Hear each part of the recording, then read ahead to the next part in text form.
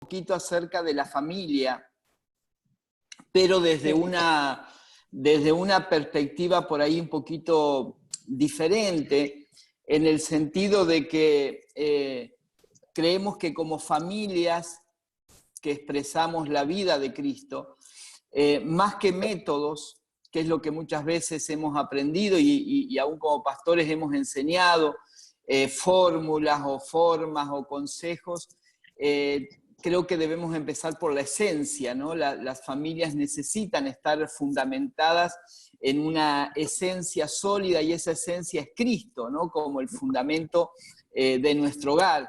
Entonces necesitamos familias que estén posicionadas en Cristo, que es la clave para que realmente pueda ser el tipo de familia que Dios está necesitando y que esta sociedad está necesitando, ¿sí? Cuando hablamos de estar posicionados en Cristo, estamos hablando de un fundamento sólido.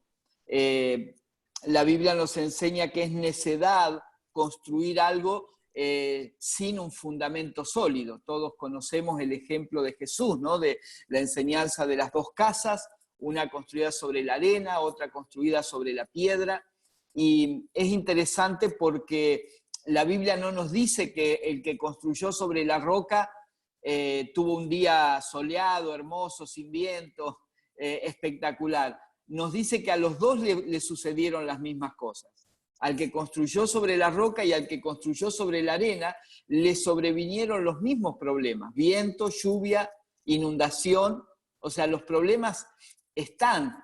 El tema, la diferencia no estuvo en la ausencia de problemas, sino la diferencia estuvo en el fundamento, en lo que sostenía la casa. Por eso una quedó en pie después de todas las tormentas y la otra se derrumbó, por falta justamente de fundamento. Entonces necesitamos edificar hogares sobre fundamento sólido, ¿sí? Sobre un fundamento que nos permita soportar cualquier tormenta, cualquier dificultad, que sin duda van a venir. Van a venir sobre nosotros distintos problemas, distintas dificultades, lo que le pasa a todo el mundo en esta tierra, pero ahí es donde se va a ver el fundamento de cada uno, sobre qué estamos edificando nuestros hogares. Hay algo importante que tenemos que saber, y es que el amor, el cual es muy importante, no es un fundamento. Y esto nos puede llamar la atención, pero es una realidad. Si miramos la sociedad en que vivimos, la mayoría, creo que todo el que se casa, o la gran mayoría del que se casa, lo hace enamorado, ¿eh? Son parejas enamoradas, son novios que están enamorados y deciden casarse y formar una familia, pero muchos fracasan, muchos de esos matrimonios no pueden durar, porque pusieron el amor como fundamento, y el amor es importantísimo dentro del matrimonio, pero no es un fundamento, porque aunque no es solamente emociones, está ligado al área emocional. Y el área emocional nos juega distintas situaciones. Entonces un día estamos enamorados, al otro día no. Un día te quiero y al otro día te quiero matar, ¿no? No sé si les pasa a ustedes, pero a algunos les pasa eso. Son esas circunstancias que van y vienen en la vida matrimonial. Por eso el amor no puede ser el fundamento de nuestro hogar. El respeto, estoy hablando de cosas buenas, ¿sí? El respeto, el cual también es importantísimo dentro del matrimonio, tampoco es un fundamento. Hay muchísimas parejas que no tienen a Dios, no conocen a Dios y se respetan. ¿Sí? Se respetan uno a otro, pero eso tampoco es un fundamento sólido, porque ese respeto puede quebrarse en cualquier momento, puede desaparecer, y eso hace que el matrimonio se destruya. Tener un fundamento en común tampoco, o un proyecto en común tampoco es un fundamento. Mucha gente tiene proyectos en común, sin embargo, siguen siendo cosas temporales que no son un fundamento sólido para la vida matrimonial. Ni siquiera, miren a dónde vamos, ¿no? Ni siquiera el ministerio es un fundamento. Es maravilloso que un matrimonio puedan servir juntos, podamos servir juntos al Señor, pero ese no puede ser el fundamento de nuestro matrimonio. Siempre el fundamento debe ser Cristo. Si no partimos de ahí, vamos a estar edificando sobre un terreno peligroso, ¿sí? Entonces me gustaría, sobre esta base, poder ver un poquito la carta de Pablo a los Filipenses en el capítulo 2. Ahí Pablo le escribe a la iglesia, y si entendemos que el hogar es iglesia, ¿sí? Es una pequeña iglesia, que somos iglesia, entonces es totalmente aplicable esa palabra a nosotros. Y quisiera leer y estudiar juntos un poquito este pasaje, este capítulo de Filipenses 2, leyéndolo en la Nueva Traducción Viviente, porque tiene algunas expresiones muy interesantes, ¿sí?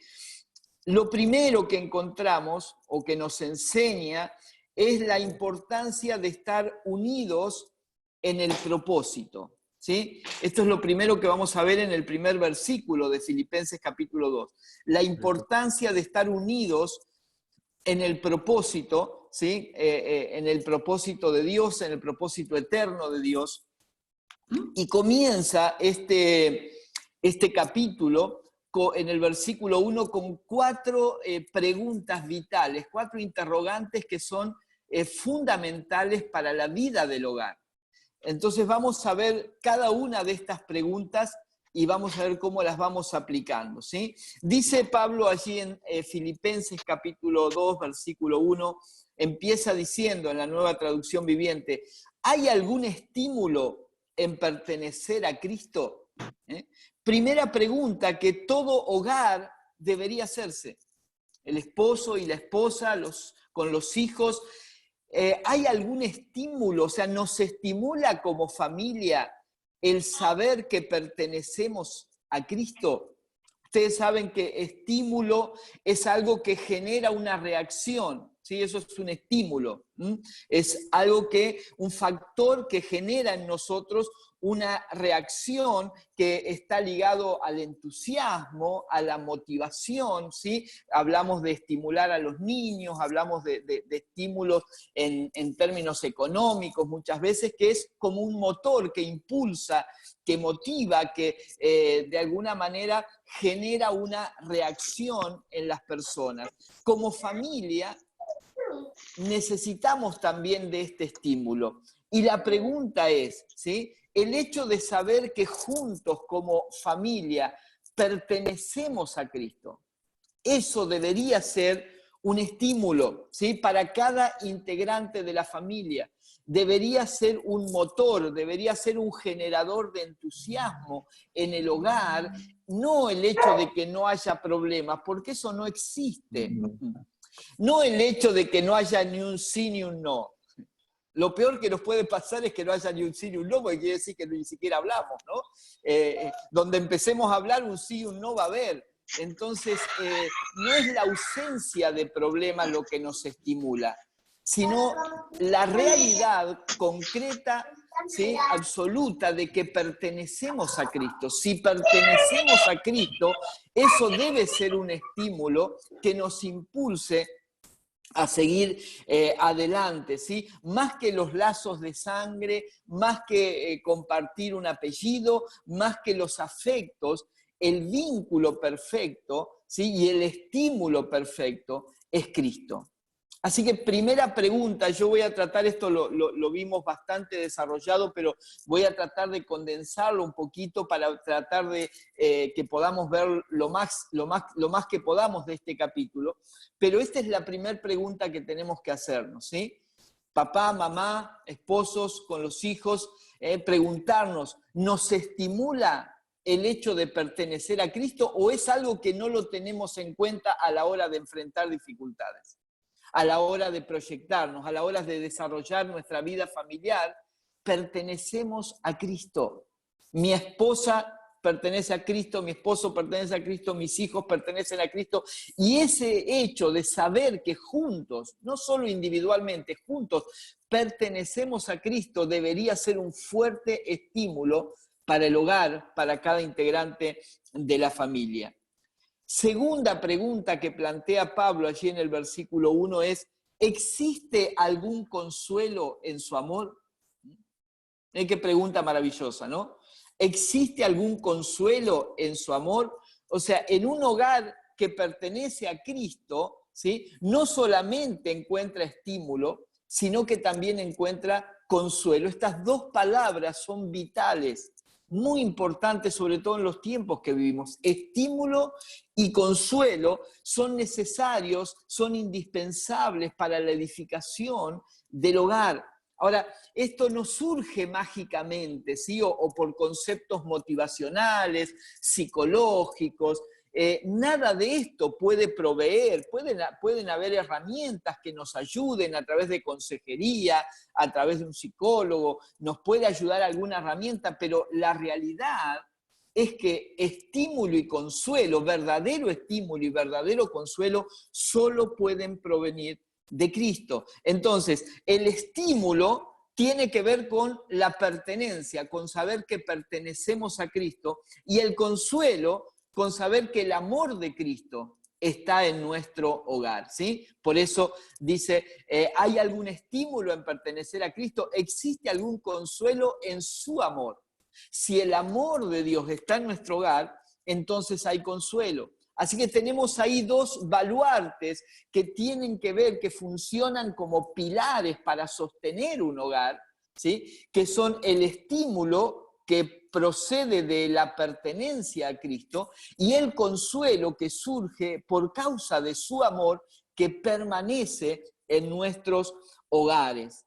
La tercera pregunta que nos hace allí el apóstol Pablo es: ¿tenemos en conjunto alguna comunión en el Espíritu?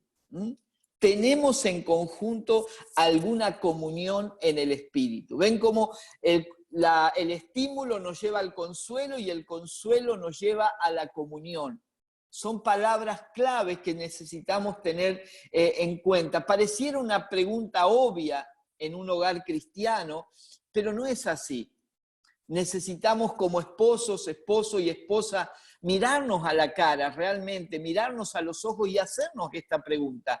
¿Tenemos en conjunto, no solo en lo individual, sino si hay varios integrantes de la familia o todos que conocen al Señor, tenemos en conjunto alguna comunión en el Espíritu? Estos son fundamentos, ¿sí? Estos son fundamentos. El romanticismo es maravilloso, pero no es un fundamento, ¿sí? Entonces, estímulo, consuelo, comunión en el Espíritu, tener en conjunto la comunión, la común unión con el mismo Espíritu. Ahí podríamos hablar muchísimo porque la comunión en el Espíritu es algo que las situaciones externas no pueden romper. Como dije, los sentimientos van y vienen, los afectos pueden variar según las circunstancias, pero la comunión en el Espíritu, no hay nada externo que pueda romperla cuando esa comunión existe, ¿sí? Los sentimientos van y vienen, pero la comunión en el Espíritu permanece y soporta cualquier tormenta. Ahora, ¿qué es comunión en el Espíritu? Comunión en el Espíritu es ser gobernados por la misma naturaleza.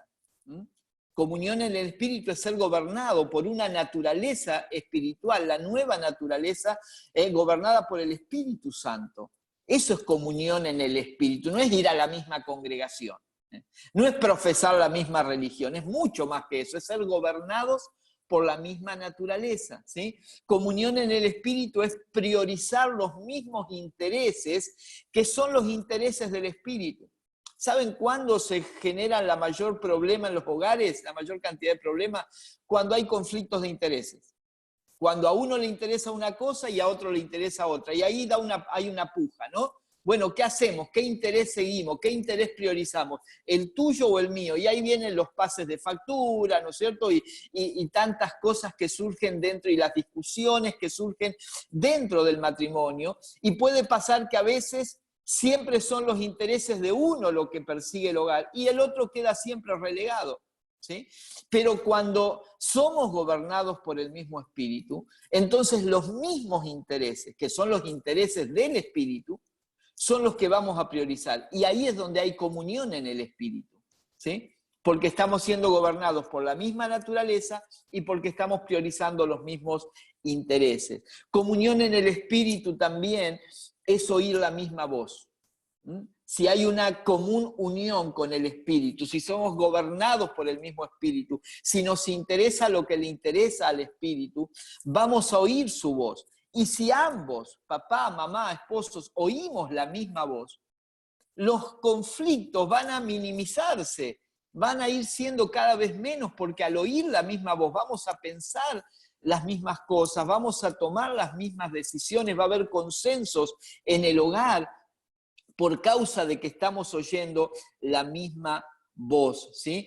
Ustedes recordarán, es muy interesante cuando los apóstoles se reúnen en el concilio de Jerusalén, allí en el libro de los Hechos, capítulo 13 creo que es, había un tema que era para nosotros, nos parece casi una tontería, ¿no? Porque ya pasaron 2000 años, pero ellos estaban en los comienzos de la iglesia. La iglesia nace dentro del pueblo judío, pero después se expande a los gentiles, y claro, había muchos que no podían entender esto.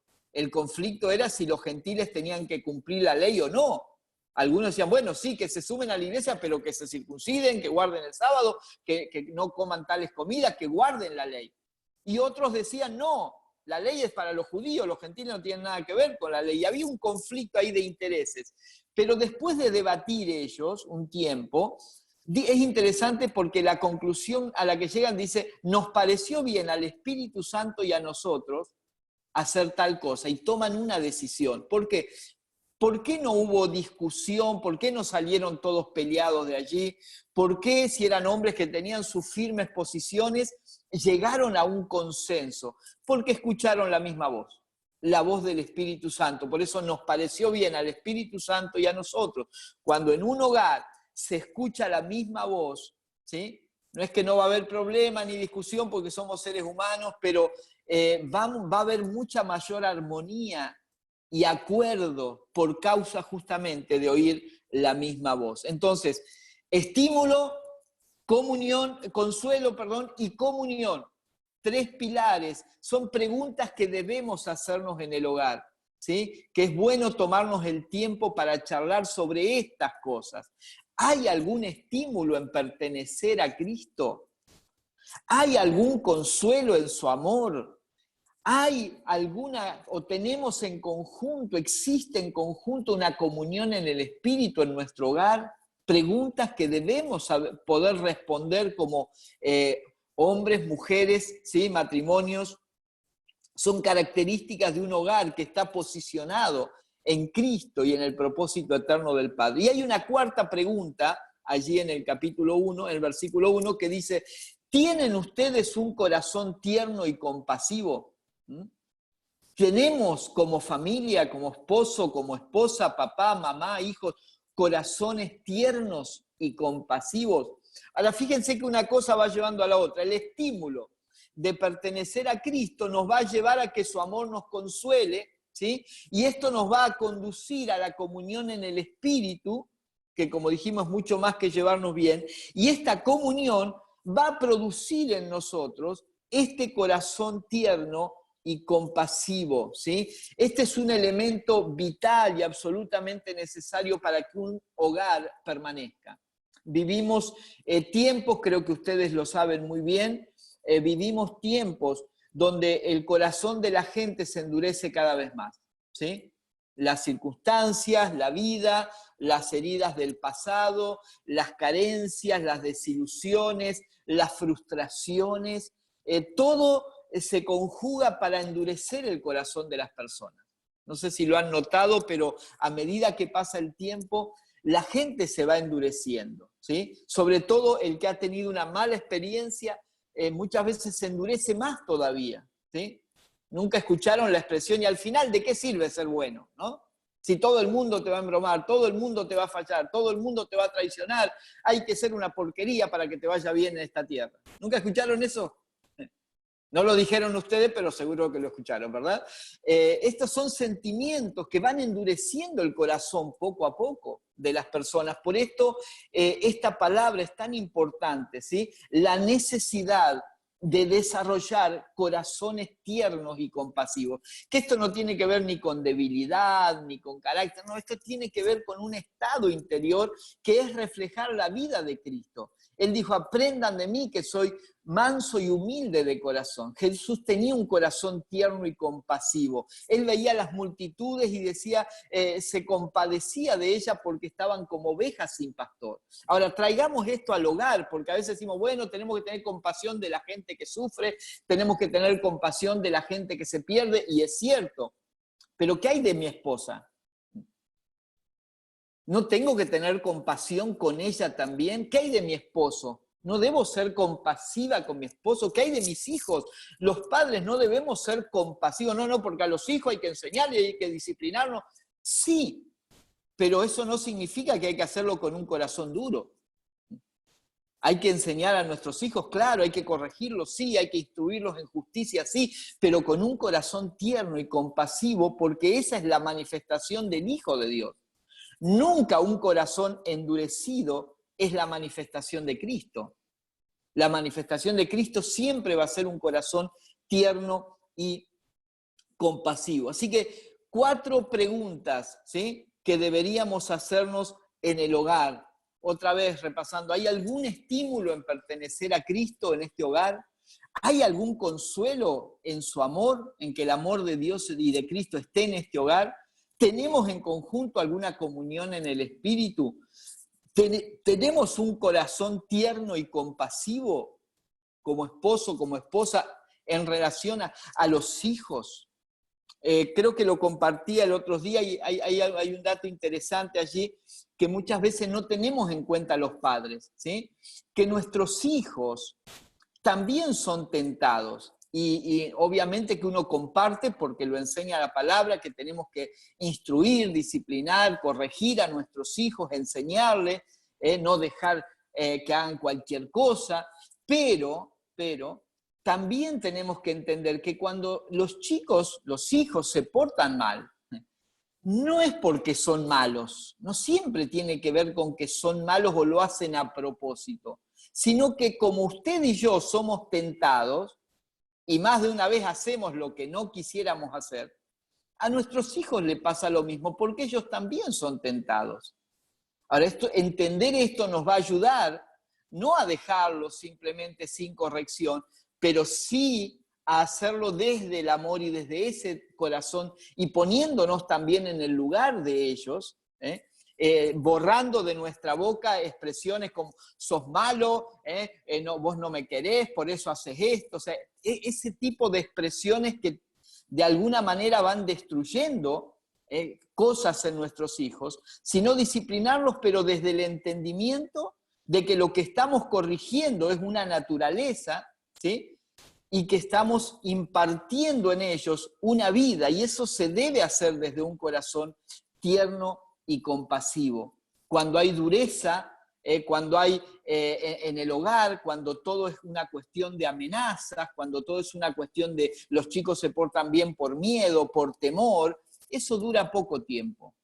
Pero cuando edificamos el hogar y corregimos a nuestros hijos desde un corazón tierno y compasivo, aún como esposos cuando fallamos y hacemos algo que al otro no le agrada y se enoja, y aún entendernos en esas reacciones. A veces decimos cosas que, ¿cómo podés ser así?, ¿no? Y claro, después de eso lo único que tendríamos que hacer es mirarnos al espejo, ¿no? Porque nosotros no somos muy diferentes. Entonces, entender al otro, ¿sí?, tiene que ver con ese corazón tierno y compasivo. Ahora, estas 4 preguntas entonces son el punto de partida. Pablo está poniendo una base, porque la primera palabra del versículo 2 es entonces. O sea, si podemos responder, la idea cuál es esta, si podemos responder afirmativamente a estas 4 preguntas, si podemos decir, ¿realmente nos estimula a pertenecer a Cristo? Sí. Si podemos responder afirmativamente, claro que el amor de Cristo nos consuela como familia. Tenemos como familia en conjunto una comunión en el Espíritu. Y tenemos y estamos desarrollando un corazón tierno y compasivo. Entonces podemos seguir hablando.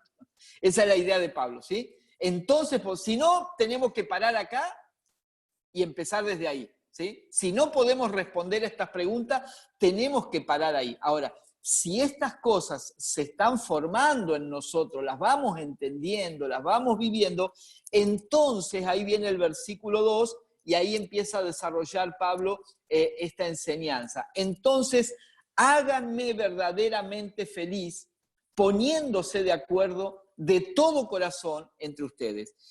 Aquí no solo nos habla de estar unidos en el propósito, sino que viene el segundo punto. Yo dividí el capítulo en algunos puntos así como para tener un orden. El segundo punto es unidos en la misión.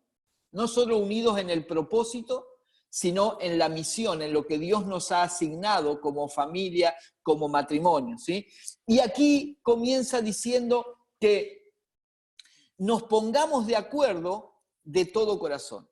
Una de las cosas que hemos entendido es el poder del acuerdo, la importancia del poder del acuerdo. No hay misión posible, no podremos cumplir con lo que Dios nos ha asignado como matrimonios, como familia, si no hay acuerdo, ¿sí? Si no tenemos la capacidad de ponernos de acuerdo en las cuestiones esenciales del hogar, ¿sí? Ahora, ¿cómo podemos pensar en ponernos de acuerdo si no podemos responder a lo anterior? O sea, si no hay estímulo, si no hay consuelo, si no hay comunión, si no hay corazón tierno y compasivo, el acuerdo va a ser imposible. Ahora, si estas cosas están, entonces Pablo dice, pónganse de acuerdo. Un hogar posicionado en Cristo debe manifestar ese acuerdo. Y agrega algo, pues no solo dice pónganse de acuerdo, sino que le da un detalle más. Pónganse de acuerdo de todo corazón, ¿sí? Saben que hay acuerdos muchas veces en los hogares superficiales. Muchas veces hay acuerdos diplomáticos, ¿sí? No siempre explícitos, a veces son acuerdos tácitos que están ahí. Bueno, vos haces la tuya, yo hago la mía y vamos a tratar de llevarnos bien. Ese no es el plan de Dios. Eso no es estar de acuerdo de todo corazón. Eso es bancarse lo que te toca, ¿no? Vos allá, yo acá, vos no me molestás a mí, yo no te molesto a vos y vamos a tratar de llevarla lo mejor posible para que esto no sea un infierno. Ese no puede ser el plan de Dios para un hogar, sino que lo que Dios está buscando son hogares que al manifestar la vida de su Hijo puedan llegar a este acuerdo, otra vez, no acuerdos por obligación, sino por la manifestación de una vida. Al manifestar la misma vida, al oír al mismo espíritu, no será tan difícil, y es algo que uno va trabajando y va aprendiendo también, el ponerse de acuerdo de todo corazón. Papá, mamá, esposo, esposa, pónganse de acuerdo. Hay ciertos temas, claro que cada uno tiene su pensamiento, no estamos hablando de anular el pensamiento de uno o de otro, sino de llegar a acuerdos, sobre todo en las cosas importantes y trascendentes de la vida, en relación a la educación de los hijos, en relación a la vida espiritual, en relación a cómo vamos a desarrollarnos en nuestra vida espiritual. Debe haber acuerdos. ¿Cómo manejamos la economía? Nada es unilateral.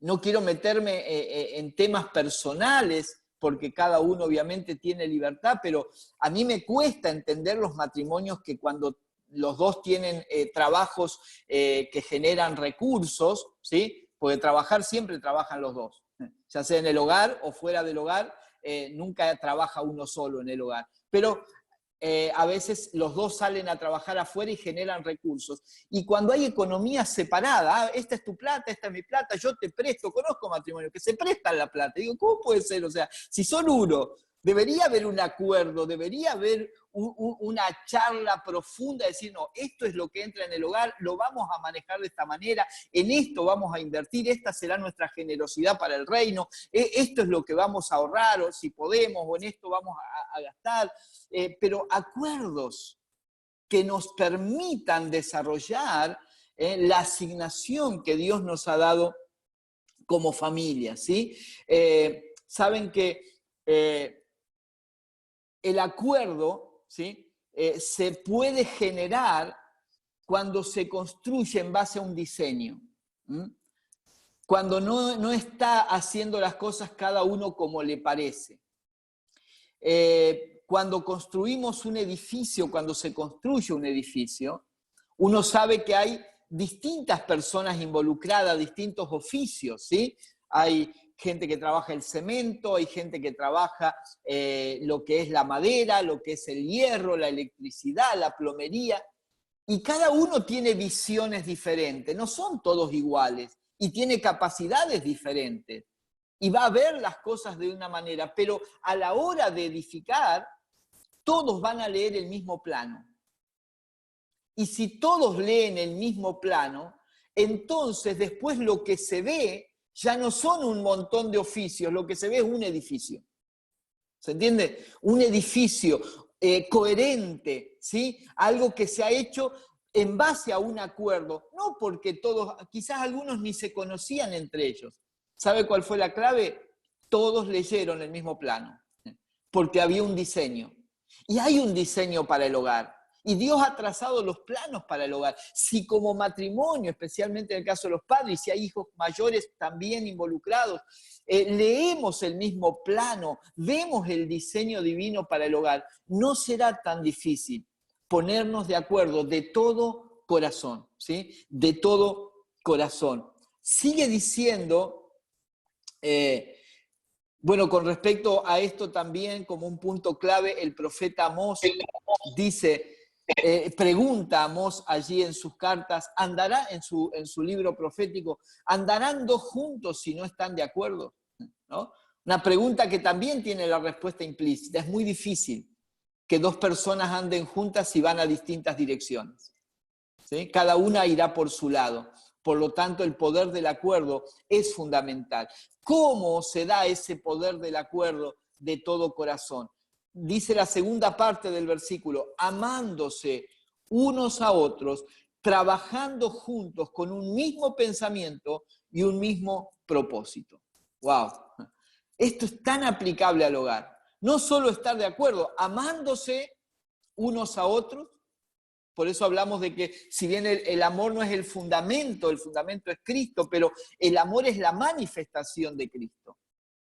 ¿Sí? Si no hay amor, no hay manifestación de Cristo. Si no hay amor, no hay fruto del Espíritu. Y no es ese amor sentimental, romántico solamente, el cual es bueno, pero es un amor más profundo, es el amor que no busca lo suyo, es el amor que privilegia al otro, es el amor que se da por el otro, es el amor sacrificial.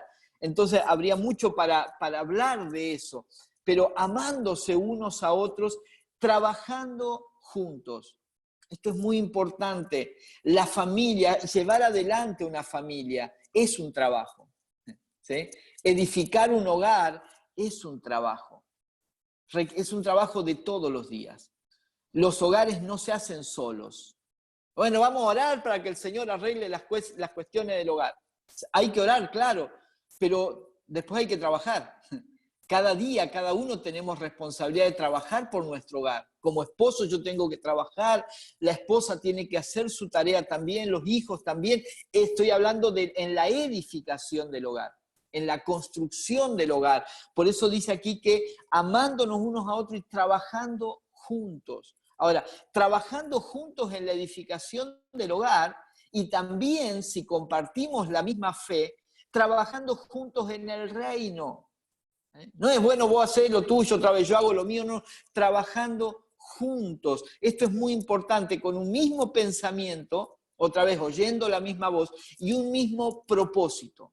No son nuestros propósitos, es el propósito eterno de Dios y nos encolumnamos como matrimonio, como familia, en ese propósito eterno de Dios, ¿sí? Esto es muy importante porque a veces pasa en los hogares que cada uno cree que tiene, bueno, yo tengo mi ministerio, vos tenés el tuyo, yo tengo mi asignación de Dios, vos tenés la tuya. Y puede ser que haya asignaciones diferentes, formas diferentes en las que Dios nos usa, pero en esencia, lo que hacemos para el reino debemos hacerlo juntos. Por eso es muy importante que definamos como familia cuál es el propósito de esta familia. No sé si alguna vez se sentaron, matecito, café de por medio, tecito, a preguntarse, ¿cuál es el propósito de nuestra familia? ¿Para qué nos unió el Señor? ¿Para que seamos felices simplemente? No, hay mucho más. Eso está incluido, pero hay mucho más. Hay propósito con tu familia. El tema es entender cuál es ese propósito, ¿sí? ¿Qué es lo que perseguimos? Preguntas otra vez que deben hacerse, ¿sí? ¿Cuál es la asignación que como familia Dios nos ha dado? ¿Qué queremos como familia? ¿Qué buscamos como familia? ¿Qué perseguimos como familia? ¿Simplemente un bienestar? Bueno, nosotros como familia lo que queremos es que vamos a remarla juntos para que nos vaya bien, para poder tener nuestra casita. Está bien eso, pero es muy poco. Está bien, pero no alcanza como definición de propósito. Tener cosas lindas en la casa no es un gran propósito, aunque es bueno. Tener un lindo auto, buenísimo, pero eso no alcanza como propósito porque ninguna de esas cosas va a terminar satisfaciendo nuestro ser interior. Son cosas pasajeras, ¿sí? Que hoy las tenés, mañana tal vez no la tenés, y cuando la tenés la disfrutás hasta que te cansaste y ya querés algo más nuevo. ¿Sí o no? ¿No? Entonces, no alcanzan como satisfacción, ¿sí? Ir de vacaciones juntos es una linda meta, pero ese no puede ser el propósito de nuestra familia, ¿sí? Ni siquiera tener un ministerio exitoso puede ser el propósito. Esas son cuestiones que son buenos deseos que podemos tener, pero el propósito de nuestra familia debe ser cumplir con, primero, entender el propósito eterno de Dios y segundo, ver cuál es la asignación de Dios para nuestra familia, cuál es el lugar que nuestra familia ocupa dentro del propósito eterno de Dios. ¿Saben cuál es el problema? Que muchos hogares nunca se plantearon esto, nunca se lo preguntaron. Y siempre las discusiones van por otro lado. Siempre las discusiones están en las cosas pequeñas. Siempre las discusiones están en lo pasajero, en lo temporal. De hecho, creo que en la mayoría de los lugares los días de mayor discusión deben ser los días previos a cobrar el sueldo, ¿no? Cuando se empieza a debatir qué vamos a hacer, ¿no? Ahora es triste esto, porque en vez de estar, mucha gente, en vez de estar contenta los días previos que va a cobrar, está amargada porque ya sabe que no le va a alcanzar, ¿no? Y porque ya están discutiendo, a ver, no, lo que pasa es que vos gastaste mucho con la tarjeta, ¿no? Y vos que te la pasás gastando plata en cosas empavadas y todo esto que nos va desenfocando. Pero yo pregunto, ¿nos hemos sentado como familia a preguntarnos seriamente, a hablar seriamente, qué queremos con nuestra familia? ¿A dónde va nuestra familia? Bueno, vamos a la reunión, ahora no podemos porque estamos en cuarentena, pero cuando salgamos iremos a la reunión. No, pero ¿a dónde apunta nuestra familia? ¿Cuál es la meta de nuestra familia? ¿Cuál es la asignación que Dios le ha dado a esta familia dentro de su propósito eterno? Preguntas que debemos hacernos, ¿sí? Lo que nos está planteando aquí el apóstol Pablo es una profunda reflexión para saber dónde estamos parados. Amados, querer resolver los problemas lógicos que hay en todo hogar, ¿sí? En todo hogar hay discusiones, en todo hogar hay situaciones, hay desavenencias, hay problemas, pero querer resolver esos problemas sin responder estas preguntas es un fracaso rotundo. Va a ser frustración tras frustración. Si no tenemos en claro estas preguntas que el apóstol nos está haciendo a través de esta carta, difícilmente podamos resolver ni siquiera los pequeños problemas que surgen día a día. No sé cómo estamos con el tiempo, ustedes me van diciendo. Seguimos, estamos recién en el versículo 2. ¿No? Versículo 3, dice el apóstol, no sean egoístas, no traten de impresionar a nadie. Wow, esta frase trasladada al hogar cobra una relevancia muy interesante, ¿sí? Porque Pablo ahora va más a fondo y se mete con las actitudes y las motivaciones del corazón. Ya no es solamente hacernos preguntas, ahora va directamente al hueso, ¿sí? A tratar con nuestras actitudes y con nuestras motivaciones. Esto, pero sí nos lleva a preguntarnos a nosotros, cuando hago algo en mi casa, ¿por qué lo hago? Cuando hago algo, ¿por qué lo hago? ¿Cuáles son mis motivaciones? Cuando ayudo, cuando cocino, cuando cuido a mis hijos, cuando salgo a trabajar, cualquier cosa que hacemos. ¿Por qué lo hacemos? Esto es algo que también debemos preguntarnos. ¿Lo hacemos por el bien del otro o lo hacemos buscando un rédito personal? ¿Cuál es la razón? ¿Por qué hago lo que hago? Y muchas veces lo hemos hecho todos, yo creo, y lo vemos también muchas veces, que hacemos cosas y eso que hacemos lo guardamos como un as debajo de la manga, ¿se entiende la expresión, no? Ah, bueno, quiere que saque la basura, está bien, voy a sacar la basura, pero me la voy a cobrar, ¿no? Y a veces el esposo o la esposa hacen algo para el otro, pero no por amor al otro, sino para tener un argumento para discutir después, ¿sí? Para en algún momento sacar eso a relucir y decir, ah, pero vos te acordás que la semana pasada yo saqué 5 veces la basura, ¿no? Y entonces hacemos cosas, pero las hacemos por motivaciones egoístas o para impresionar. Y Pablo dice aquí, no sean egoístas, no traten de impresionar a nadie. Nuestra función como esposos no es impresionar, es manifestar a Cristo.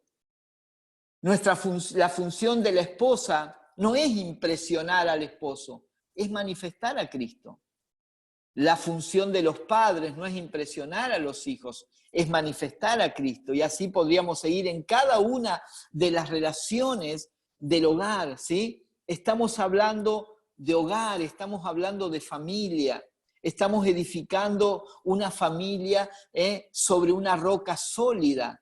Ese es nuestro deseo, por eso es que no puede haber competencias entre nosotros, sino que debe haber un desinterés en aquello que hacemos, no vivir pensando en qué saco yo, qué gano yo con esto, porque esas actitudes, otra vez, son las que generan la mayoría de los problemas y discusiones dentro del hogar, el pensar en mí mismo.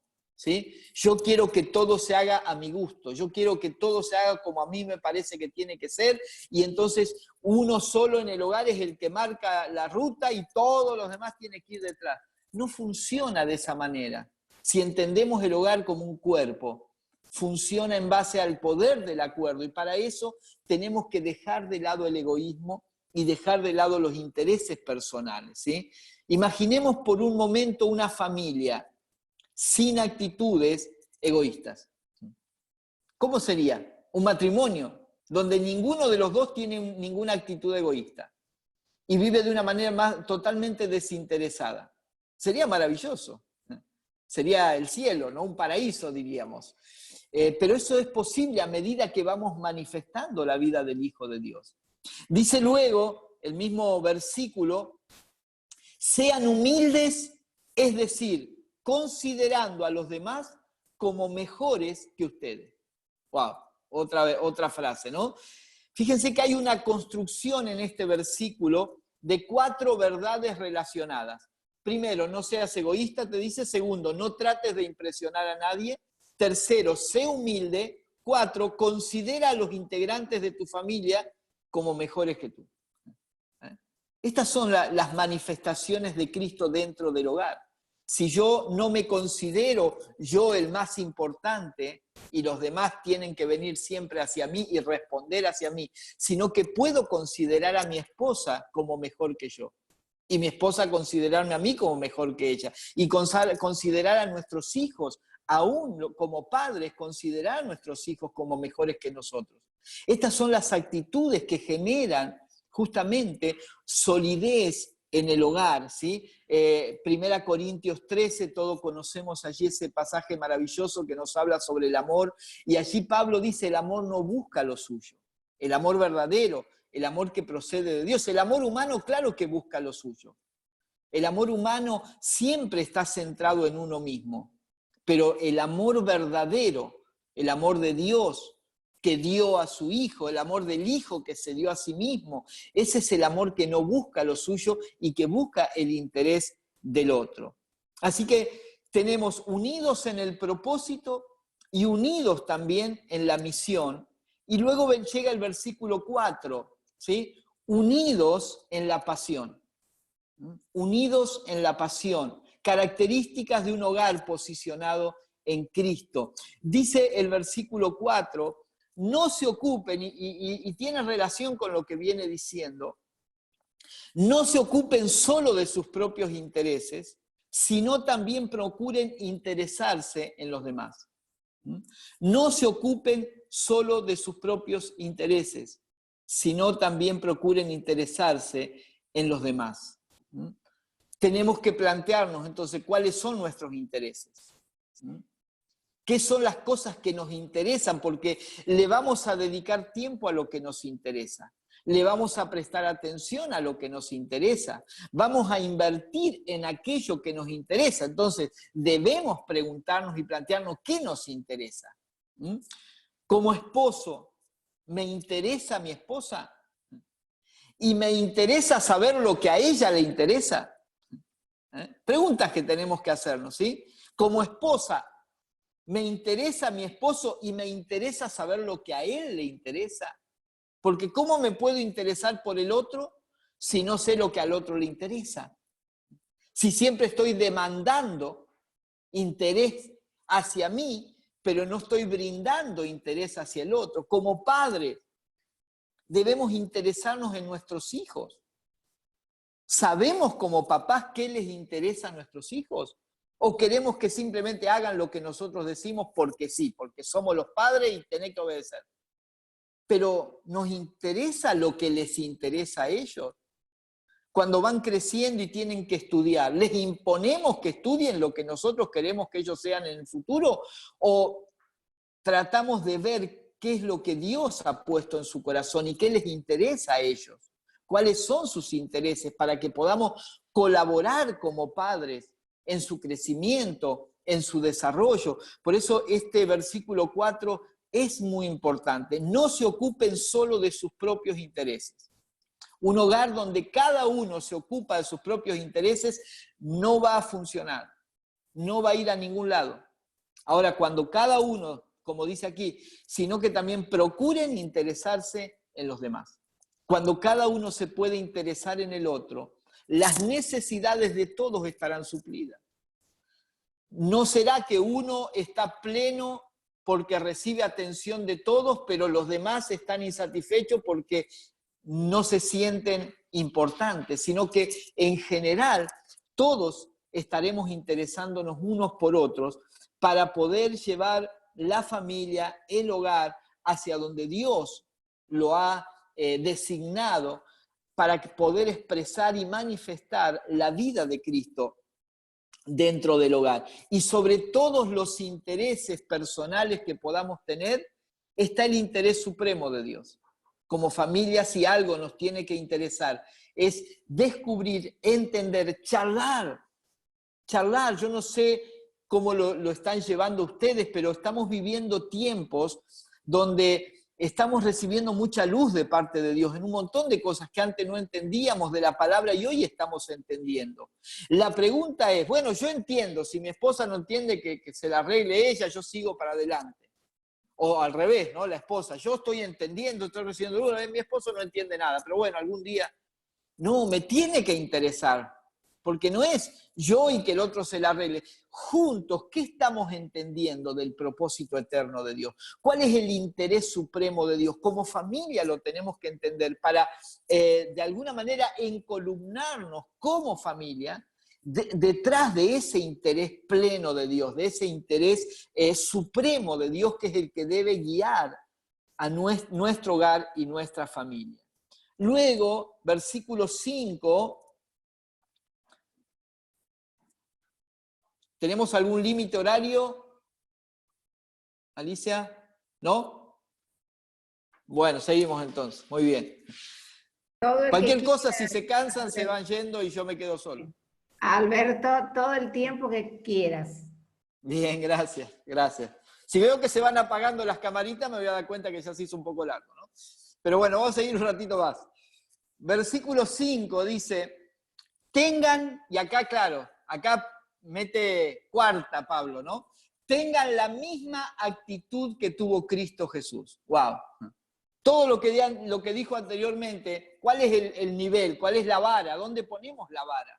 ¿Hasta dónde tengo que tener un corazón tierno y compasivo? ¿Hasta dónde tengo que interesarme en los demás? ¿Hasta dónde tengo que dejar de ser egoísta? ¿Hasta dónde tengo que vivir todo esto?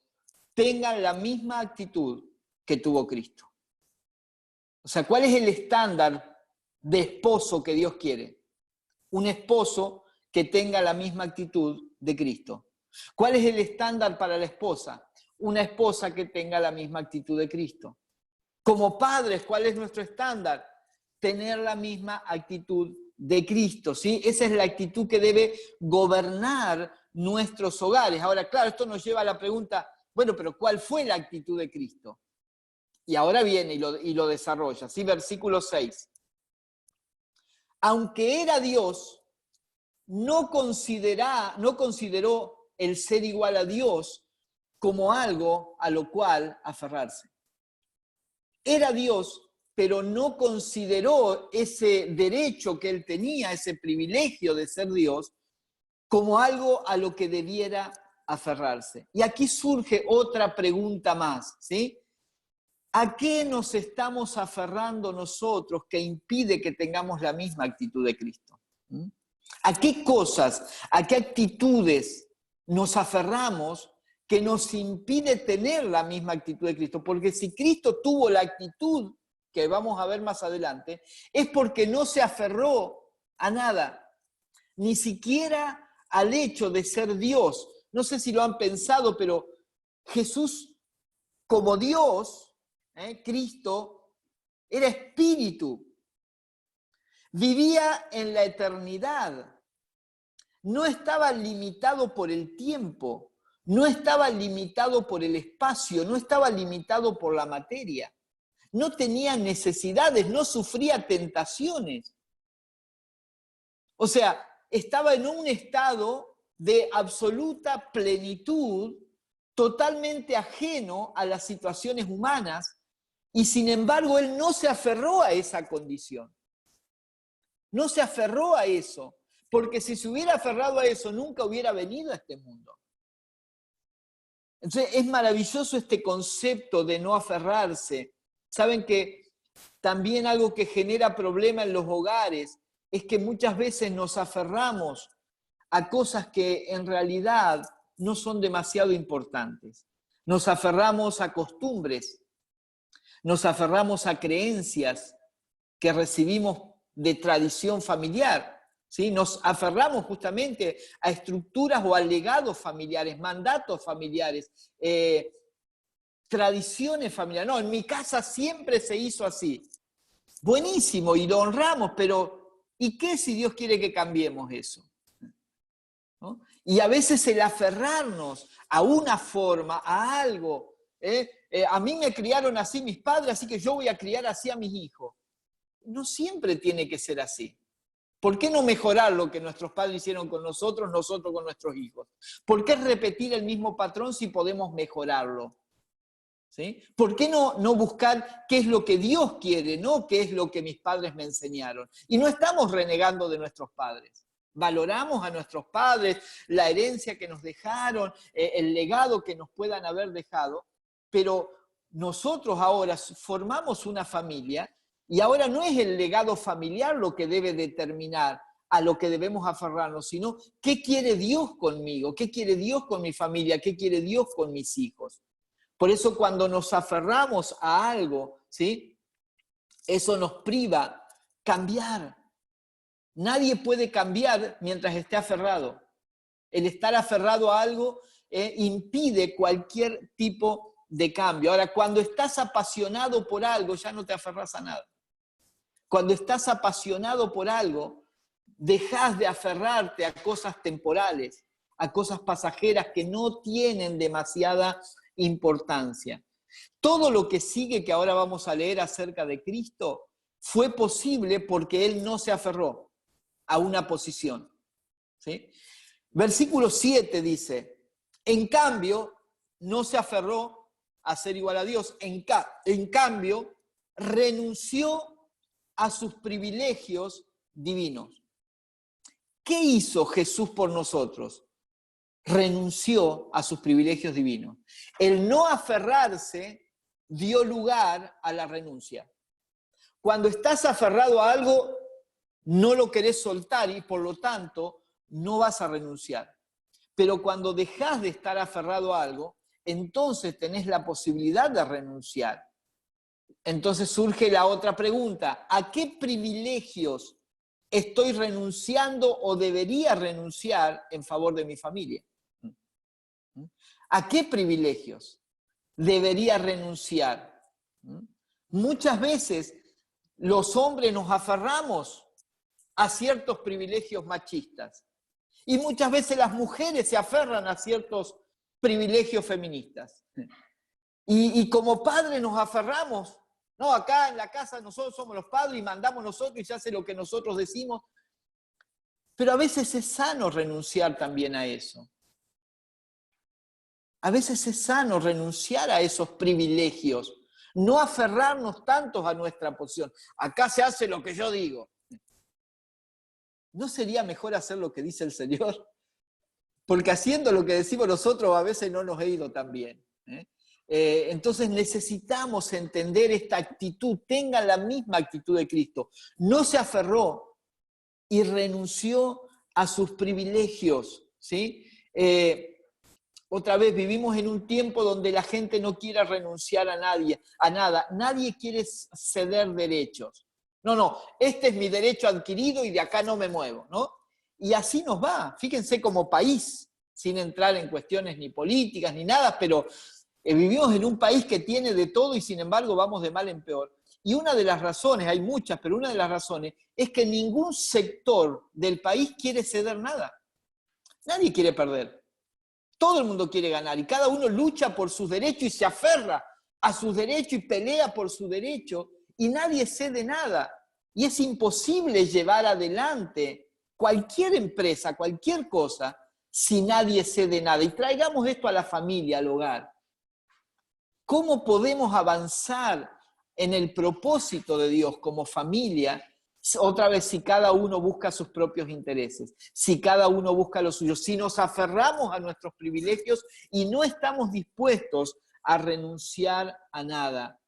Cuando hay pasión, no nos aferramos y cuando hay pasión, hay renuncia. Estamos dispuestos a renunciar a ciertos privilegios por amor al otro, por el bien de la familia, por el bien del hogar. Pero no se trata de que uno solo renuncie y se sienta relegado, sino que es una actitud comunitaria, es una actitud de todo el grupo familiar y eso nos permite ir construyendo vínculos sólidos basados en las actitudes de Cristo, lo cual le da una solidez tremenda frente a cualquier tormenta que podamos atravesar.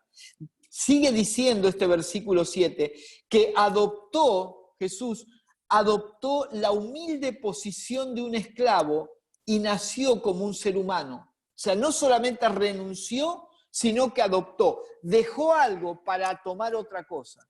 Dejó algo bueno para tomar algo no tan bueno. Dejó privilegios para hacerse esclavo por amor de nosotros, ¿sí? Adoptó la humilde posición de un esclavo y nació como un ser humano.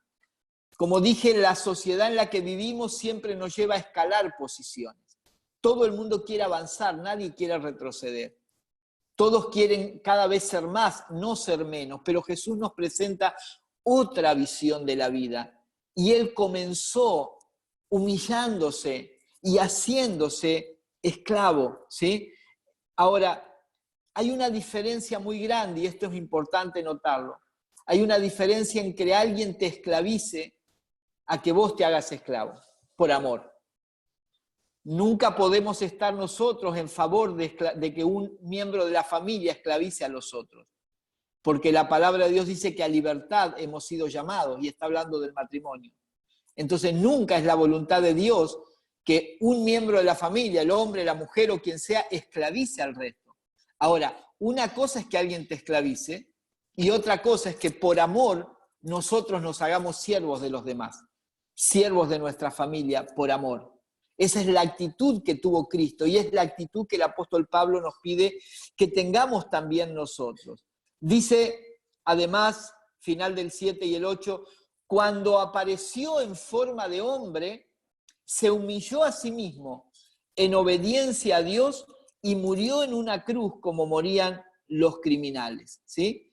Fíjense que esto nos lleva a la tercera pregunta. ¿Cómo es nuestra obediencia a Cristo? La obediencia de Cristo tuvo un límite. Él dice que fue obediente, dice aquí, hasta la muerte. ¿Hasta dónde hay que obedecer? La actitud de Cristo es que fue obediente hasta la muerte, y la peor de las muertes, que es la muerte de cruz. Saben que hay un punto acá, muchas personas se sienten frustradas, muchas personas dentro del ámbito del hogar, estoy hablando siempre, se sienten menoscabadas porque se sienten humilladas. Y muchos luchan para no ser humillados. Déjenme decirles algo, ¿saben cuándo no podrán humillarnos? ¿Cuándo vamos a llegar al punto donde nadie nos pueda humillar? Cuando ya nosotros nos hemos humillado. Si yo ya me humillé, entonces me digan lo que me digan y hagan lo que hagan, nadie me va a poder humillar, porque ya estoy humillado delante de Dios. Y esta es la actitud de Cristo. Dice que se humilló a sí mismo. No fueron los sacerdotes judíos los que lo humillaron. No fue Herodes el que lo humilló, no fue Pilato el que humilló, no fueron las autoridades ni las multitudes los que humillaron a Jesús. Él se humilló a sí mismo, y porque Él se humilló ya nadie lo podía humillar. Esta es la actitud que manifestó Cristo. Y por causa de que se humilló, pudo obedecer a Dios, se hizo obediente, y esa obediencia fue hasta la muerte. Entonces, todo lo que venimos construyendo desde el versículo 1 nos lleva a este punto. ¿Cómo se sostiene un hogar dentro del propósito de Dios? Cuando los integrantes de ese hogar son obedientes a Cristo. Manifiestan una vida de obediencia porque llevan dentro la vida del Hijo de Dios. No es obedecer mandatos, no es obedecer reglas, es la obediencia que nace de un corazón humillado. Mucha gente obedece, miren, hay hijos que obedecen a sus padres solamente por miedo al castigo. Si como padres educamos, y educamos entre comillas, a nuestros hijos en base al castigo, ellos van a crecer creyendo que la única forma o la única motivación para obedecer es cuando hay amenaza de castigo. Ahora, si nosotros manifestamos la obediencia de Cristo y enseñamos a nuestros hijos que la obediencia no es una cuestión de castigo, sino de manifestar una naturaleza, será diferente. Porque podemos castigar a nuestros hijos, disciplinarlos, obligarlos a hacer determinadas cosas. ¿Hasta cuándo? ¿Hasta cuándo un padre puede obligar a su hijo a hacer algo? Hasta que es mayor de edad. Hasta que toma sus propias decisiones. Y como padres, esto lo hemos aconsejado muchas veces a los padres, necesitamos preparar a nuestros hijos para cuando ellos puedan hacer lo que quieran. Y claro, nosotros nos aferramos a cierta frase, ¿no? Mientras esté en esta casa vas a hacer lo que yo digo. Bien, puede ser válido. La pregunta es, ¿y cuando se vaya? ¿No? Porque un día dejará el hogar o será mayor y hará lo que quiera. Nosotros debemos prepararlos para que cuando haga lo que quiera hacer sea obedecer a Cristo. Entonces, no trabajamos sobre la acción, sino que trabajamos sobre el deseo. El no entender esto, no puedo quedarme mucho tiempo aquí, pero el no entender este concepto, trayéndolo ahora a la vida cristiana, no solamente en el hogar, es lo que genera en mucha gente un espíritu religioso. Mucha gente solamente trata de cumplir con ciertas cosas cristianas, cierta conducta cristiana por miedo al castigo, por miedo al infierno, por miedo a las consecuencias del pecado. Pero cuando entendemos que la obediencia no es obediencia a leyes externas, sino que es la manifestación de una naturaleza, eso cambia. Dios no está interesado en que yo deje de hacer algo malo. Dios está interesado en que yo ya no desee hacer lo malo. ¿Se entiende la diferencia? Porque si yo deseo pecar, pero como soy evangélico, no peco, lo que hago es reprimir un deseo. Y eso no es santidad, perdónenme. Eso es reprimir. Y hay mucha gente reprimida en el mundo, y hay muchos evangélicos reprimidos. Lo que necesitamos entender es que Dios trabaja sobre el deseo, es una cuestión de naturaleza. Cuando la naturaleza de Cristo va creciendo en nosotros, gobernando nuestro ser interior, no es que deseamos con todas nuestras fuerzas pecar, pero como somos evangélicos no pecamos. No, ya no deseamos. Y cuando fallamos es por la propia debilidad humana, pero no nos levantamos cada día diciendo, tengo unas ganas de pecar bárbaras, pero no puedo. No, Señor, el hacer tu voluntad me ha agradado, decía el salmista hablando proféticamente acerca de Cristo.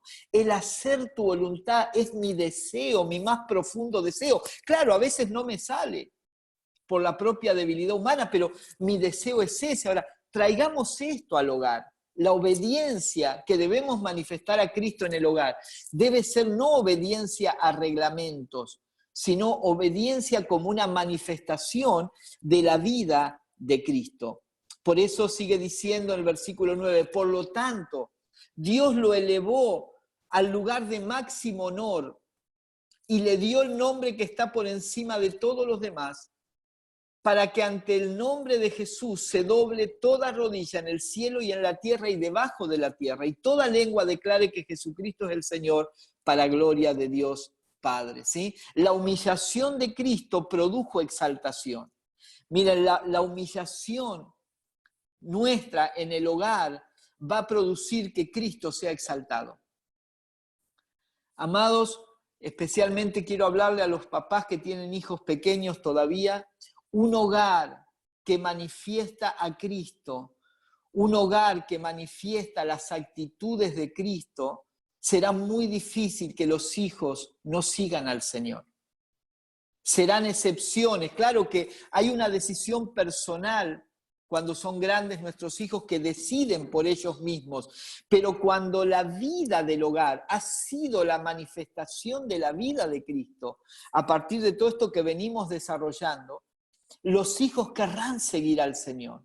No será una obligación, será el deseo de sus corazones vivir lo mismo que vieron en sus padres, vivir lo mismo que vivieron en sus hogares. Desearán formar sus propios hogares para repetir ese patrón donde la vida de Cristo, no la familia Ingalls, ¿no? Donde no hay una palabra, no hay una discusión, no, un hogar normal, pero un hogar que finalmente manifiesta las actitudes de Cristo.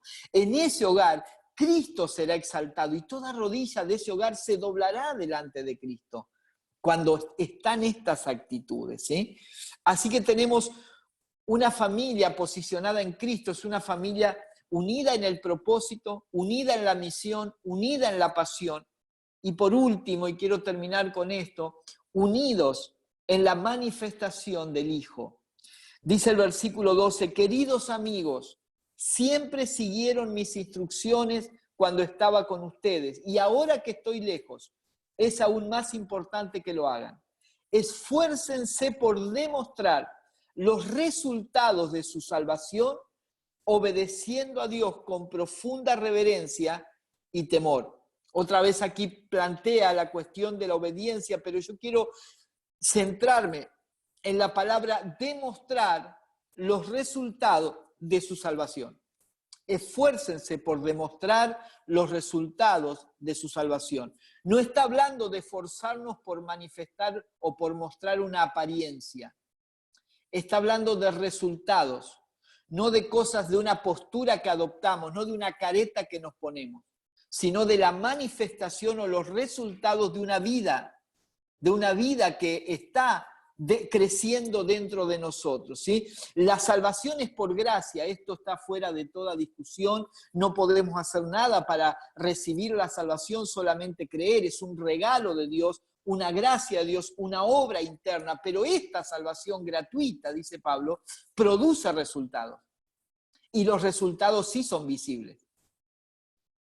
Los resultados son visibles. O sea, no existe tal cosa como aquel que dice, no, yo soy cristiano, Cristo transformó mi vida. Nadie se da cuenta, pero interiormente tengo una fe tremenda.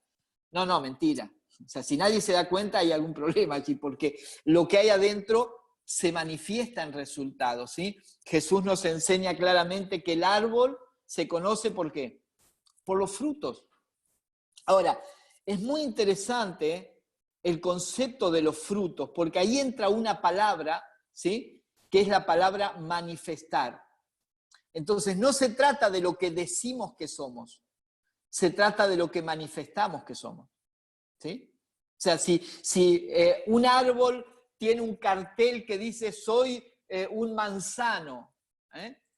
Pero cuando empieza a salir el fruto, lo que vemos allí son peras, entonces el cartel no significa nada, ¿sí? Por más que tenga 20 carteles que diga soy un manzano, lo único que necesitamos para darnos cuenta que eso es mentira es mirar el fruto. Cuando vemos el fruto, que es la manifestación de la naturaleza del árbol, ¿sí? De la clase de árbol que es, entonces nos damos cuenta que ese cartel es una mentira. Entonces, cuando hablamos de fruto, hablamos de mostrar los resultados de la salvación. Esta vida que está creciendo va a producir resultados y esos resultados van a ser la evidencia, la manifestación de esa vida que llevamos internamente. Por eso el fruto nunca es resultado del esfuerzo personal, ¿sí? Nos esforzamos para que la vida se manifieste, pero no para dar fruto. El árbol no se esfuerza por dar fruto. El árbol, usted si tiene un patio en su casa y planta allí un lindo árbol de alguna fruta que a usted le gusta, usted no lo manda al árbol primero a hacer un curso de 3 meses sobre cómo producir mucho fruto. ¿Por qué? Porque no lo necesita. Lo único que usted tiene que asegurar es que el árbol esté bien plantado, que tenga bien echadas sus raíces, que esté sano, que no tenga ninguna enfermedad, que la savia corra, y si esas condiciones están dadas, ¿qué es lo que va a suceder? Naturalmente aparecerá la evidencia de todo lo que no se ve del árbol, que es lo que está dentro, raíces, savia, la vida del árbol, se manifestará en fruto. A eso se refiere Pablo cuando dice que nos esforcemos por demostrar los resultados de nuestra salvación, que permitamos que la vida del Hijo de Dios se manifieste en fruto, en resultado, en el ámbito del hogar, primeramente para que luego se vea hacia afuera. Versículo 13 dice, y avanzo ya para ir terminando, pues Dios trabaja en ustedes. Esta frase me gusta con la que empieza el versículo 13. Hermanos, amados, Dios trabaja en nuestros hogares. Dios está trabajando, ¿sí? Cuando hay crisis, cuando hay problemas, Dios está trabajando. Cuando hay situaciones en las que no sabemos cómo salir, pensemos esto. Dios está trabajando, Él está interesado en nuestra familia. Dios no nos ha dejado solos. Todo esto que vimos hasta ahora parecería difícil. ¿Y ahora cómo hacemos? ¿Cómo se vive de esta manera? Pero Dios es el que está trabajando en nosotros. No es algo que hacemos nosotros solos, que Dios dice, bueno, esto es lo que tenés que hacer, arreglátelas como puedas. No, no, Él está trabajando día a día. Reconozcamos eso. Dios está trabajando en mi esposa. Y Dios está trabajando en el esposo, y Dios está trabajando en los hijos, y Dios está trabajando en nosotros como padres. Dios está trabajando, y eso nos lleva a al ejemplo de Jeremías cuando fue llevado a la casa del alfarero. Él pudo ver a Dios formando, Dios trabajando, y eso es lo que Dios está haciendo con en nuestros hogares, en lo bueno que nos sucede y en lo no tan bueno, que podamos tener la capacidad de ver la mano de Dios trabajando, ¿sí? Y sigue diciendo allí el versículo 13, segunda parte, y les da, Dios está trabajando en ustedes y les da el deseo y el poder para que hagan lo que a Él le agrada. Aquí complementa lo anterior, ¿sí? Cuando habla de esforzarse, ese esfuerzo no es el esfuerzo humano de no tengo que hacer esto, tengo que hacer aquello. No, no, nos esforzamos para cuidar la vida, para que la vida se manifieste. Y aquí usa 2 palabras importantes, Pablo, que son deseo y poder. Deseo y poder. Deseo y poder, ¿sí? Y dice que eso es lo que Dios produce en nosotros. No lo adquirimos nosotros, sino que Dios lo produce. Dice, Él les da el deseo y el poder para que hagan lo que a Él le agrada. O sea, esa manifestación de la vida surge por el deseo y el poder que Dios mismo pone en nosotros. Entonces, cuando nos cuesta, cuando queremos manifestar algo y vemos que se nos complica, ¿a quién acudimos? Deberíamos acudir a aquel que nos da el deseo y el poder. Señor, genera en mí ese deseo para ser el esposo que vos querés que yo sea. Generá en mí el deseo para ser la esposa que debo ser. Generá en nosotros el deseo de ser los padres amorosos que vos querés que seamos. Generá en nosotros, en mí, el deseo de ser la clase de hijo que vos querés que yo sea. Es Dios trabajando, es Dios dándonos el deseo, dándonos el poder. Ese poder solo puede venir de parte de Dios, ¿sí? No es porque declaremos cosas, no es algo mágico que sucede, no es porque reprendamos al diablo, no, es cuando acudimos a Dios que nos da el deseo y el poder para vivir como a Él le agrada. Número 14, voy a decir lo mismo que le dije a los hermanos el otro día en la escuela que estuvimos compartiendo esto. Lo menciono porque está acá, pero sé que no les pasa a ninguno de ustedes. Versículo 14 dice, hagan todo sin quejarse y sin discutir. Lo pasamos a este, ¿verdad? En el hogar, hagan todo, ¿cómo? Sin quejarse y sin discutir. Eso incluye lavar los platos, eso incluye sacar la basura, eso incluye arreglar la canilla que está goteando, y podríamos seguir, ¿no? Con tantas cosas que tenemos que hacer. Hagan todo lo que hagamos, sin quejarse y sin discutir, dice, para que nadie pueda criticarlo. Estos son los resultados de buscar a Dios, que nos da el deseo y el poder, son los resultados de la obediencia, del despojarnos, del renunciar, de todo lo que vimos anteriormente, ¿sí? Esa es la actitud de Cristo. Cuando Cristo vino a dar su vida, Él no se quejó. Nunca escuchamos al Señor Jesús decir, uy, tengo que morir por esto, otro.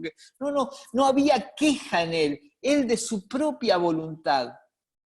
Otra vez, el hacer tu voluntad, Dios mío, me ha agradado. No hubo queja en Él, no hubo reproche. Es importante tener este espíritu en el hogar, deshacernos de la queja cada vez que hacemos algo, de las discusiones cada vez que hacemos algo, ¿sí? La queja es lo opuesto a la alabanza. Entonces necesitamos identificar cuál es el idioma de nuestro hogar. ¿Qué prevalece como idioma del hogar? ¿La queja o la alabanza? ¿No? La queja hacia el esposo que nunca es lo que debería ser, la queja a la esposa que nunca hace lo que tendría que hacer, o la alabanza de unos a otros y juntos la alabanza a Dios que nos ha constituido como familia. Obviamente esto no sucede de un día para otro, es un proceso, pero es posible. Es algo posible cuando nos ponemos en las manos del Señor. Lleven una vida, sigue diciendo el 15, lleven una vida limpia e inocente como corresponde a hijos de Dios. Y esto habla directamente de nuestro estado interior, ¿sí? Inocente significa que no hay segundas intenciones. Una vida limpia, inocente, sin segundas intenciones, sin nada oculto, dentro del ámbito del hogar, con absoluta transparencia unos con otros, manifestando la vida del Hijo de Dios, porque eso es lo que corresponde, no es nada excepcional, es lo que corresponde a los hijos de Dios. Y termina este versículo de una forma maravillosa, y brillen como luces radiantes en un mundo lleno de gente perversa y corrupta. ¿Cómo necesita este mundo y la sociedad en la que vivimos familias que brillan? No que muestran una imagen, que brillan. Familias que reflejan la luz de Cristo, ¿sí? Familias que expresan al Hijo. Esto es más allá, es más fuerte que cualquier declaración que podamos hacer. Brillar en medio de este mundo, que quienes visiten el hogar, quienes nos frecuenten, quienes nos conocen, puedan ver en nuestra familia una familia normal, no de otro planeta, normal, con los errores y los defectos que todos tenemos, pero una familia que manifiesta la misma actitud de Cristo, que manifiesta la vida de Cristo, que muestra que hay evidencia de los resultados de la salvación en esa familia. Y el 16 dice, aférrense a la palabra de vida. Y quiero unir en la Nueva Versión Internacional, la última parte del 15 y la 16 se lee así. En ella ustedes brillan en esta sociedad corrupta. En ella ustedes brillan como estrellas en el firmamento, manteniendo en alto la palabra de vida. Qué maravilloso. Familias que podamos mantener en alto la palabra de vida, por encima de todo, la palabra de vida que es Cristo, ¿sí? Cristo manifestado en nuestros hogares. A través de estas preguntas, a través de estas palabras, sería lindo que ustedes después, cada uno, puedan volver a leer este capítulo.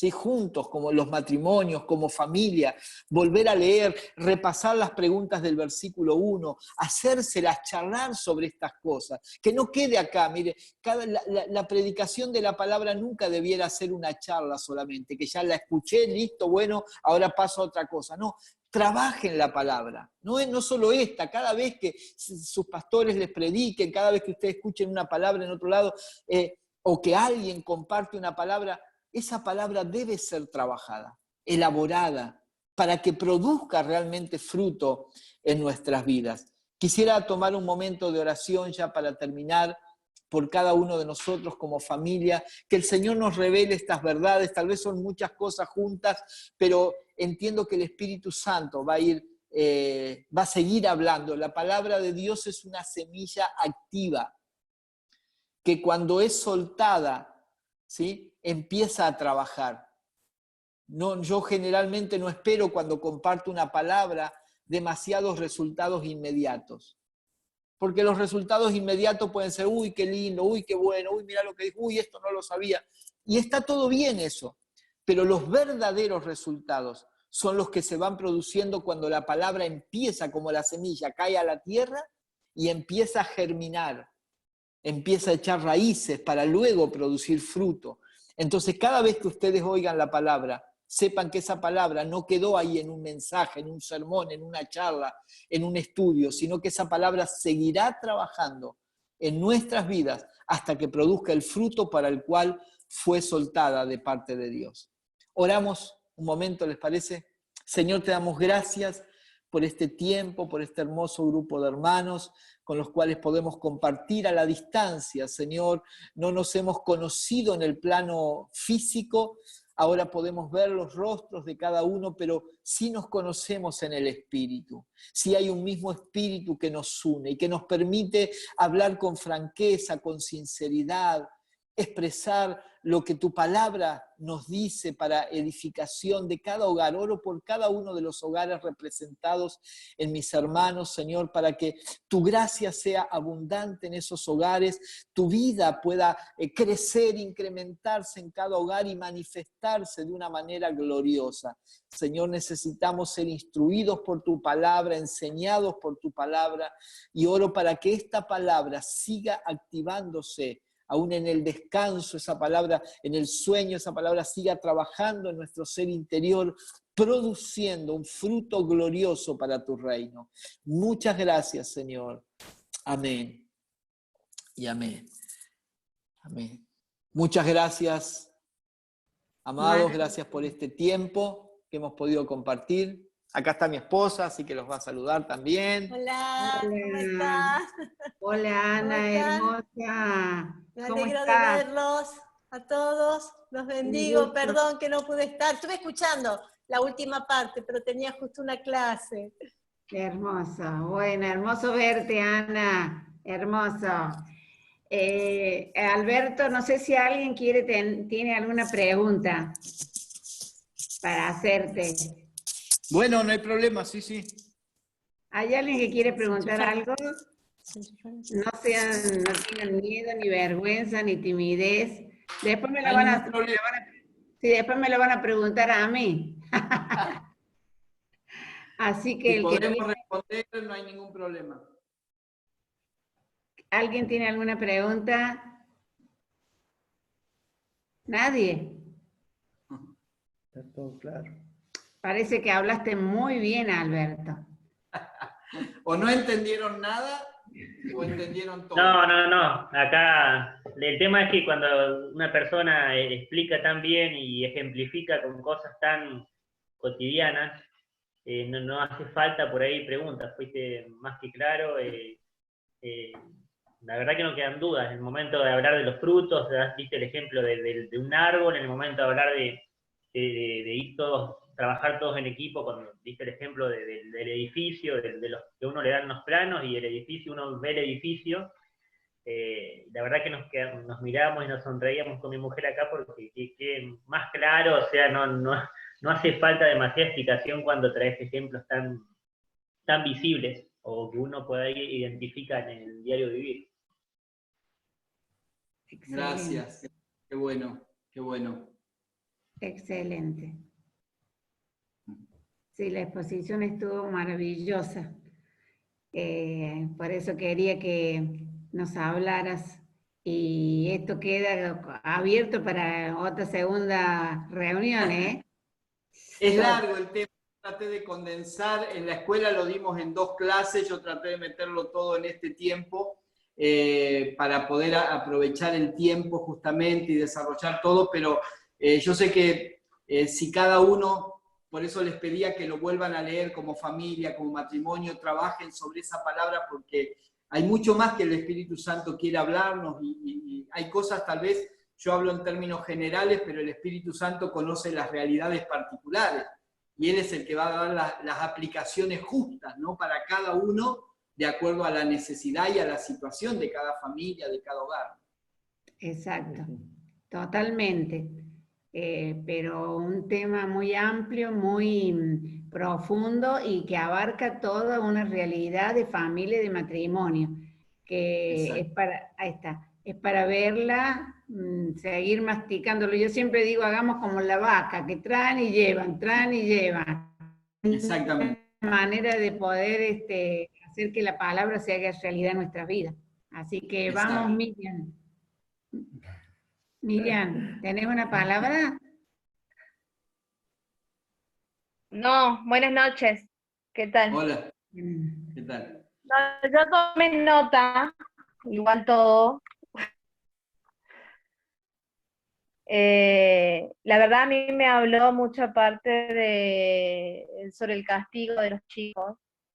Tenemos 3 hijos, 2 hijos adolescentes, y de ponerlo más en práctica eso, de que lo veníamos haciendo bastante mal, y esto nos ayudó bastante, a mí sobre todo me abrió la mente de decir hasta cuándo el castigo, o sea, hasta cuándo y cuánto tiempo.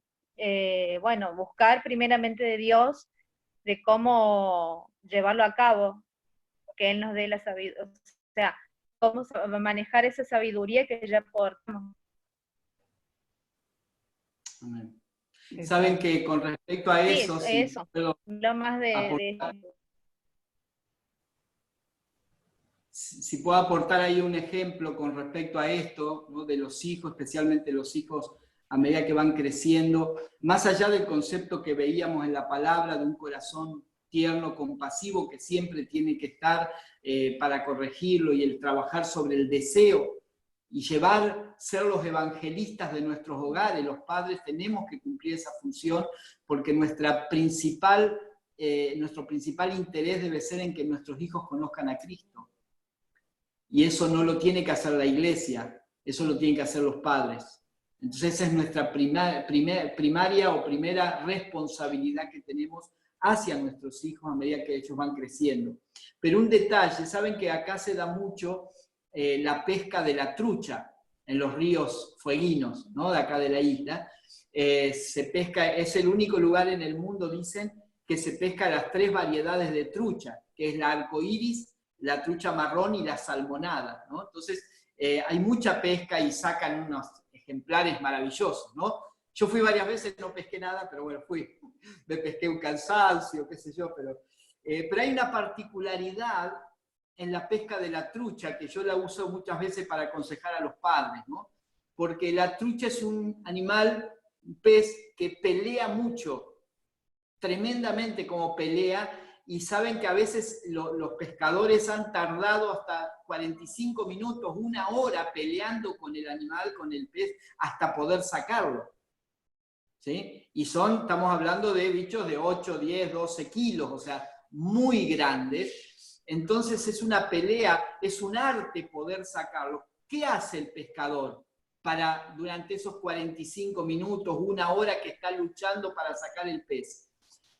Tira, empieza a recoger, cuando el pez muerde, ¿no es cierto? Empieza a recoger con el reel la tanza, pero cuando siente que está tirando demasiado, mueve un botoncito que afloja, libera, y entonces la trucha se va, ¿sí? Y la deja correr, y mientras tenga tanza la deja que se vaya.